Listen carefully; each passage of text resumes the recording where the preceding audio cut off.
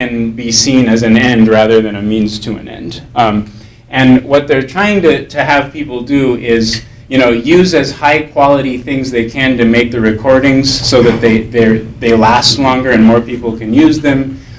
Trying to get as diverse range of speech as they can, conversations in addition to the traditional elicitations, and storing them in non-proprietary formats, like not using Microsoft products because they're obsolete and people have to pay for them, right? People that could use these things, they can't buy Microsoft Word. So trying to store them in a way that is maximally accessible, and then using also not only for indigenous communities, but also for other researchers, for research and educational purposes.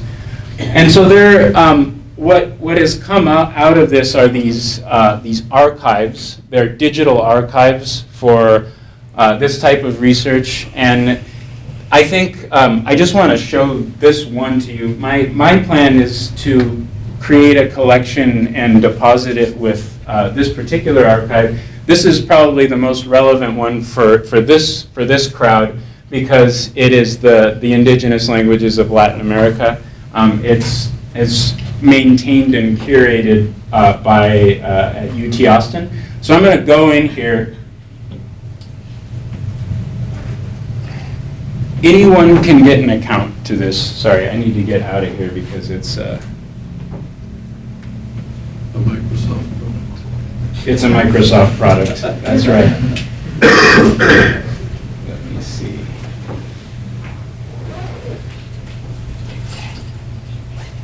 There we go. So as you have to agree to their terms, which are you can't use it for to sell or anything like that. It's mainly for educational and research purposes. But this is available in both English and Spanish. And the idea is that researchers who have done research on any indigenous languages in Latin America, they create collections, and then the recordings and video and transcriptions, if they've done them, are then available. Some of them, obviously, this has to go through IRB, and anything sensitive never gets here at all. But usually all of this is done with the consent, and also many of the speakers themselves are are acknowledged as authors of these things. So I'll just show you one thing. I mean, and this, I think, I wanted to do this because this is, I think, it goes beyond just doing linguistic research. So we'll go to the collections. I'm going to go to one that, and it's very user-friendly. I'll go to one, two colleagues that I know have created this, Jessica Kuhn and Pedro Mateo.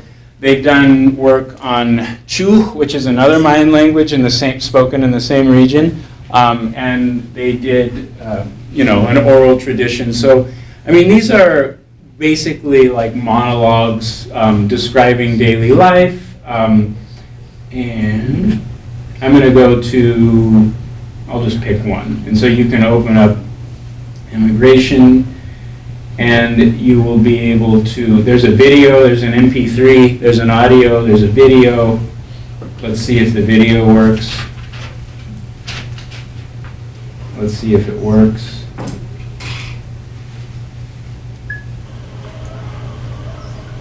Bueno, what's in village antique? And I think for this project, they actually worked with people in the community, and the people in the community are the ones that are doing the interviews and filming, right? And so that's another aspect that I'll mention in a minute.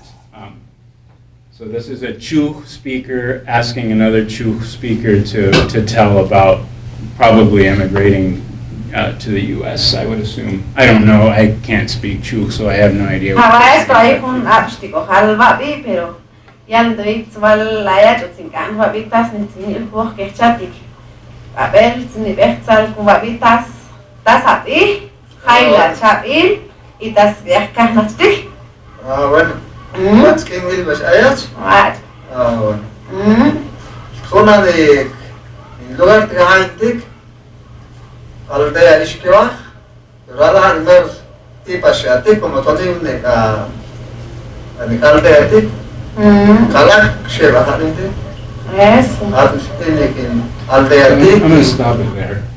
But there's tons of material here. I mean, and you can also, usually for this particular one, there is a time-linked transcription for this. So usually, depending, it'll all be a free software based. I believe they used the program Elan to do this transcription. You would have to download that program and then download the time-linked transcription, and then you would open this up and you could actually see the words, and usually there's a translation into Spanish or English. So as a resource, just beyond a pure linguistic resource, I think these archives are really important for any type of research related to the indigenous world.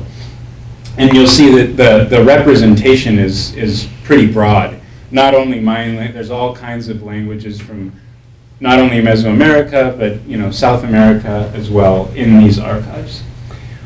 So that's kind of, I think, part of the changing value systems about trying to create data that's maximally accessible and not hoarding it for yourself and then just writing these theoretical articles about it.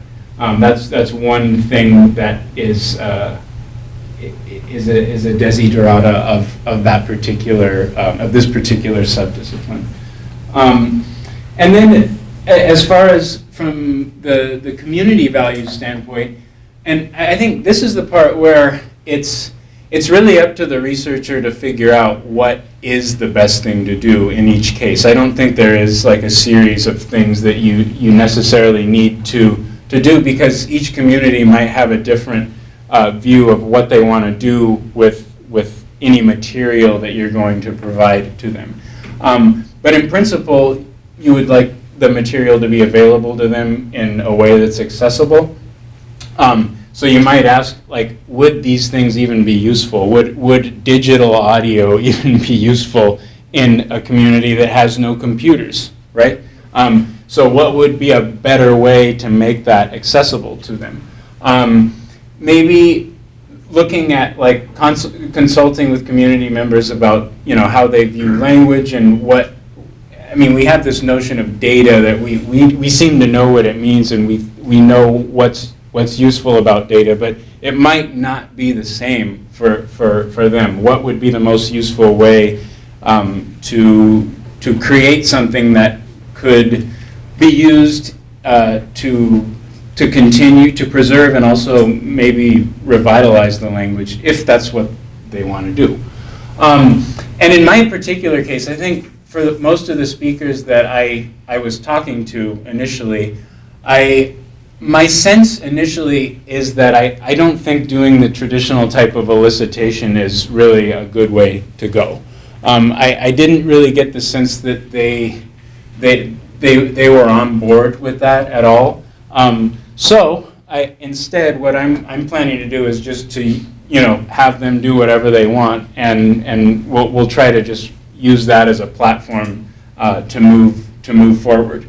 And then finally, another aspect of this whole subdiscipline is it tries to incorporate not only the people that speak the language that you're working on, but also people that live in the community that might necessarily not speak the language, right? But are still community members. So the ways that they can be incorporated in these projects, for example, I met a lot of people that I think, well, we have a crowd in here that studies bilingualism some, but they're receptive bilinguals. That is, they understand Jakalteko, but they cannot speak it, right? So those kind of people, they could help me transcribe, right? Because they can actually hear the word, they can hear it, and they can tell me maybe what it means. So they could be involved in the project, and they're not excluded because they're not real native speakers, which is also a problem for linguists, right? And then also just incorporating people and maybe giving them practice to become, linguists or documentarians of daily life. And I think as people get interested in just documenting daily life and how language is connected to that, they might get interested in using the language. I'm talking mainly about young people. So those are, issues that I think should be taken into consideration when this type of work is done. So essentially where I'm at right now is I have decided I kind of have three main co-workers that I think were interested in working with me. They're all older, they're all about 70, but they each have these set of skills that I think I would like to start working with. And one has written literature and poetry in the language, so I was going to just ask him to maybe describe the processes of that and his role in promoting indigenous literature. So essentially there might be types of interviews where I would just ask him probably to start a question in Spanish, but have him tell the answer in Jakalteko. Another was interested in he created his own teaching materials in Jakalteko and taught himself to write by getting papers from newspapers that were written in Jakalteko from Guatemala. And so he was interested in trying for me to help him organize the teaching materials. So that would be kind of the other area that I think I'm going to work on. And then the other one was music. As I mentioned before, the music seems to be a case where the language is still kind of vital. People sing in Jakalteko even though they don't necessarily speak it much. So my idea is to start with music and then maybe just have people tell me first sing the songs and then maybe tell me about the history of the songs, etc. And then use those as kind of the base to do further work. Right now I can't really tell you where that might go. But again, as I mentioned, encouraging receptive bilinguals to help with transcription, it involves them in the project and it might trigger further interest in the language. And then the other half, without necessarily starting by just saying, hey, I need this data. I need you to tell me if the subject follows the verb, right? I'm going to just try to do like basic documenting of daily life, images, video, and then use those as kind of prompts to help people describe things if they feel that they've forgotten too much of the language in order to be able to do this type of traditional elicitation work. And then that, again, would all of these would form a collection, and then the collection could be used for many other purposes. It could be used, I see it as comparing the speakers of Jakalteko of Guadalupe, Victoria with the available descriptions of Jakalteko in Guatemala, and then also perhaps doing further more traditional elicitation work, as we saw before, but I think informed by a knowledge of the cultural context of the language. That's important to me in this particular context.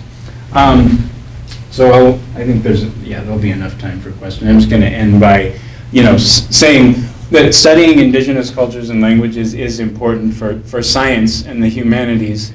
But I think as we saw in the panel, and probably it'll come up in other discussions, like we impose a Western way of thinking in the way we contextualize and create models about things we're working on.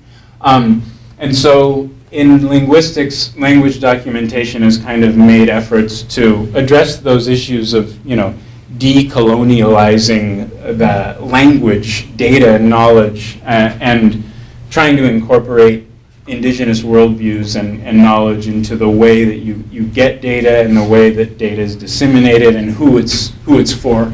And hopefully this project will contribute to both types. And as I said before, it's been sort of personally for me an exercise in critical thinking about what research is and who it can benefit. And that's it. I'll stop there.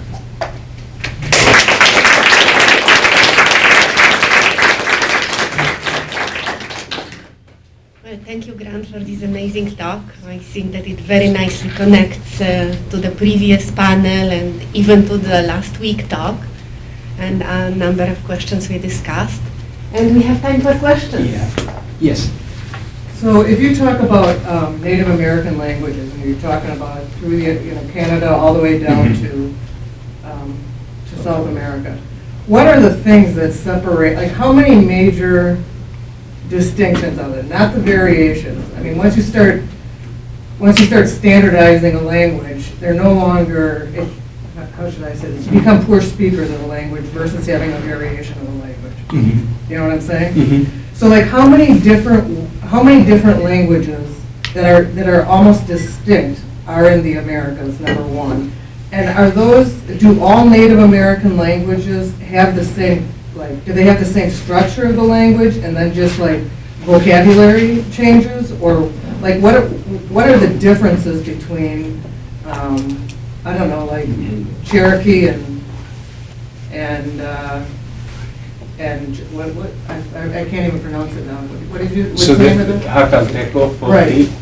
Okay, so those are huge questions. I can't answer the first one.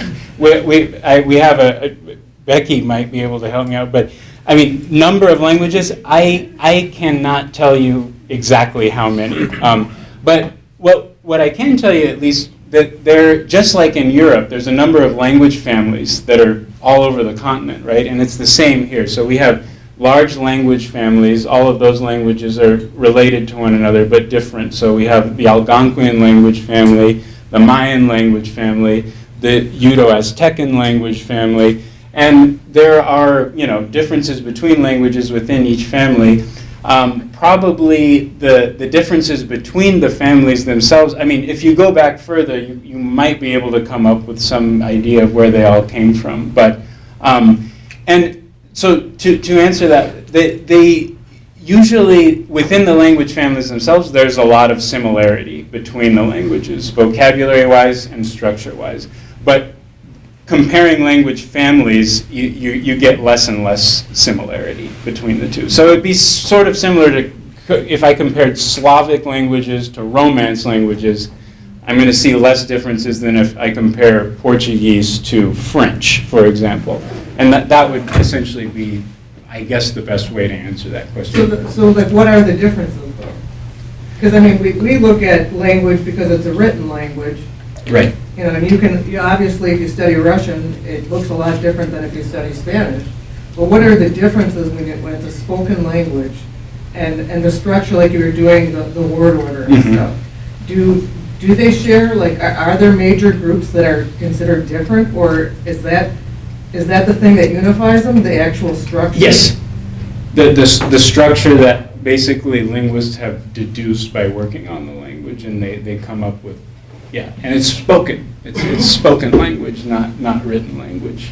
But there's not a commonality. Like it varies from group to group. If you're talking about the major, not the families within it, they're vastly different on the actual structure of the language.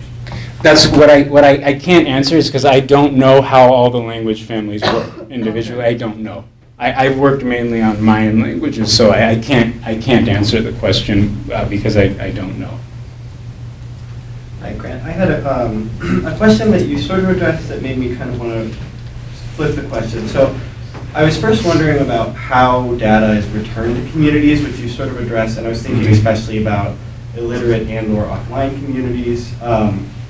So you sort of addressed that with the community values, but I'm wondering how the linguist's role and sort of his or her efforts change when a community is perhaps apathetic to language loss. Like they don't, Spanish is just fine. How does your perspective necessarily shift when their attitudes don't necessarily reflect this like desire for revitalization that linguists might have? I mean, I think that is part of the whole thing. I mean, sometimes I think you sort of, you have to respect the individual, because a lot of the times I mean, I've seen it in the Yucatan as well. And actually, I mean, ironically, the community where we went to help us learn Mayan, they spoke Spanish to their own kids, right? So, but they wanted them to be able to go to school, right? And so that's something that is, I think it's hard. I mean, to me, I think that if, for example, I mean, one idea, I can give you the specific example, is maybe to consult with any type of local cultural center or library and just say, can I leave this here? but not force people to, I don't think you can force anybody to, to do it. And so it's sort of a conundrum.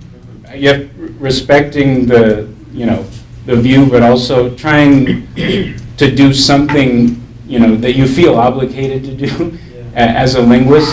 I mean, there might be, other ways of doing that.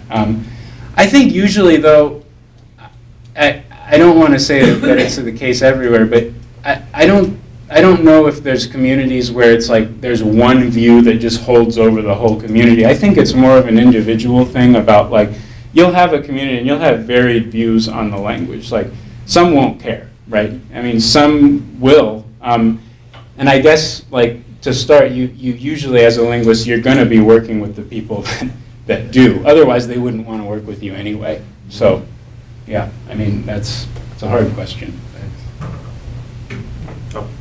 On the more humorous side, I noticed how you change your initial approach as a linguist to include the documentation.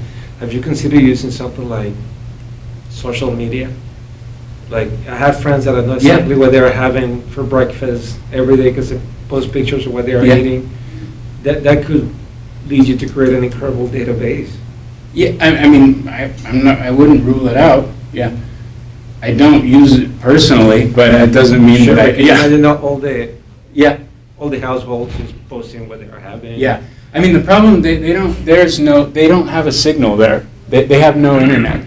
So are you willing to use part of your funding to, I don't know, disseminate phones? I don't know. I hadn't really thought about that. But yeah, I mean, usually what I witness is people going up to the top of the hill to try to get the signal from Guatemala from the tower because they couldn't get it from Mexico. So yeah. I just have like a single, maybe unrelated question, but like, do you see any difference between like how people perceive the world and like the ways people know the world and perceive the world in like the generations, like the generation that speaks Jakalteko Popti and the people who speak Spanish only? Or mostly? I don't know if I mean, what I could say when I was there is that most of the young people they behave just like young people that you would see anywhere. I mean, however, I mean, there still is, so I can just give you an example. Like there is a balance between like the rural and the modern for youth, especially for youth culture. Like, so in my host's home, there's a teenager, but he has to go, he has to cut leña and actually help with tending the coffee. He doesn't like it, obviously, but he does it anyway. But he doesn't, I don't think he was interested much in the language and was more interested in, like music and soccer, things like that. Like things that anybody who lives in Mexico would be interested in at that age. So, yeah, I mean, I would, but in order to answer the question fully, I think I'd have to have a deeper like knowledge of like what youth culture is actually like in the village. And I don't really have a clear idea right now. What about involving researchers or linguistic research that has been done in Guatemala and the Jakaltenango area with Popti there? Because there are Popti speakers there, presumably. Yeah. Are the speakers in Mexico in this area like speaking that different of a dialect to the point that's truly unintelligible? No. That's kind of, so that is actually part of the project that I've been in contact with. There is a description of dialectal variation within Guatemala, all the Popti speaking, and I've been in contact with the authors. And so one of the things I do plan to do is as I create a corpus, is look to see, look at the specific points of variation that they have identified and see if those apply at all, if there's any difference between the two, like the Jakalteko speaking community in Guadalupe, Victoria, and any of the dialects in Guatemala. So that's definitely part of the plan moving forward. And it's just that even though this Jakalteko speaking community might be speaking the same Jakalteko as other communities in Guatemala, it just hasn't been documented yet. It hasn't been documented yet. Okay. And it is from, the time depth is not great. It's about 120 years separated, but still, there could be something there. We have just no idea what it might be. So if there's allow me, I would like to ask the last question. I would like to hear a little tiny bit more about what made you change your idea of the project, circumstances, observations. Yeah, I think it was mainly so circumstances one. I think when you have 3 70-year-old speakers that are kind of going to be the 3 people that are going to work with the project, the kind of elicitation that, especially people that work on morphology, it's like cognitively heavy work. Just to do one of those, it might take, 20 minutes to go through all these sentences. And it didn't seem to me that it would be very feasible to do that with them.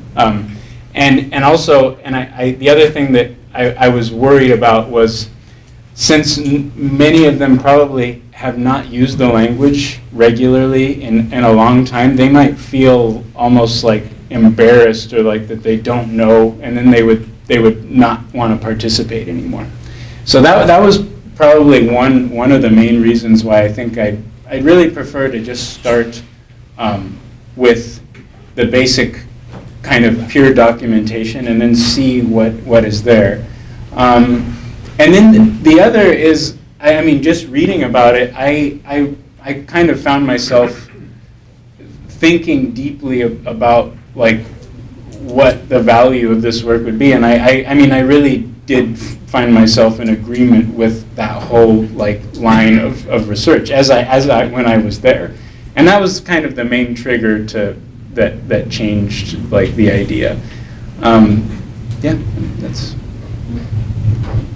Well, thank you very much one more time.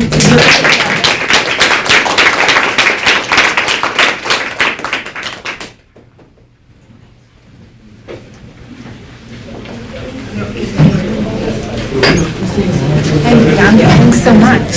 That was really exciting. As it's really kind of aligned with which I was hoping that it would, and it did. So yeah, I didn't want to submit that to idea, but it's very nice to be so. So I have already